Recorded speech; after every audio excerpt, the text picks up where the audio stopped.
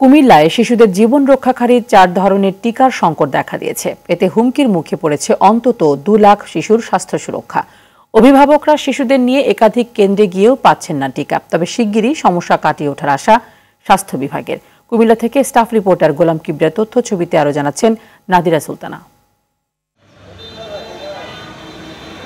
শিশুর মারাত্মক ডিপথেরিয়া, ধনুষ্টঙ্কার সহ নানা রোগ প্রতিরোধে pentavalent, PCV, hepatitis B, IPV টিকা দেয়া হয়। 0 থেকে 10 মাস বয়সী শিশুর জীবন রক্ষায় প্রয়োজন এসব টিকা। কিন্তু কুমিল্লা সিটি কর্পোরেশন ও 17টি উপজেলায় কোথাও 2 মাস ধরে মিলছে না এসব টিকা। অভিভাবকরা শিশুদের নিয়ে ঘুরছেন বিভিন্ন টিকাদান কেন্দ্রে। কবে টিকা পাবেন তাও নির্দিষ্ট করে বলতে পারছে না কর্তৃপক্ষ। এতে উদ্বেগে অভিভাবকরা। বলছে 4 তারিখ কল দেওয়ার জন্য দিলাম, এখনো আসে নাই। এরপর বলছে 10 তারিখ কল দিতাম, দিছি, তারপর আসে নাই। এখন বলছে যে মার্চ মাসে আসবো। এখন কি করা, 4 মাসে হয়ে গেলে তখন বাচ্চারা কীভাবে টিকা দেবো আমরা? বলছে যে মার্চেও আসবে কিনা এটা এখনো শিওর বলতে পারতেছে না ওরা। এগুলো তো দিতে হবে, জাস্ট টাইমে যদি না দেয় তাহলে তো অবশ্যই বাচ্চাদের উপর প্রভাব ফেলবে না। একটা টিকা পাইছি, আরও 3টে টিকা শর্ট আছে। তো এখন যদি আমরা নিয়মিত টিকাগুলো দিতে না পারি বাচ্চাদেরকে, তো এতে তো বাচ্চাদেরই হেলথের জন্য সমস্যা।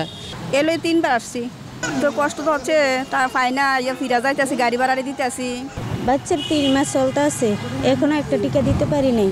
নতুন প্রজন্মকে বাঁচিয়ে রাখার জন্য, আমাদের সন্তানকে বাঁচিয়ে রাখার জন্য এই টিকাগুলি নির্ধারিতভাবে যদি না দেওয়া হয়, নির্ধারিত সময়ের মধ্যে যদি না দেওয়া হয়, এটা 4টা বিভাগে ভাগ করা হচ্ছে, আপনারা সকলেই জানেন, বয়স ভিত্তিক।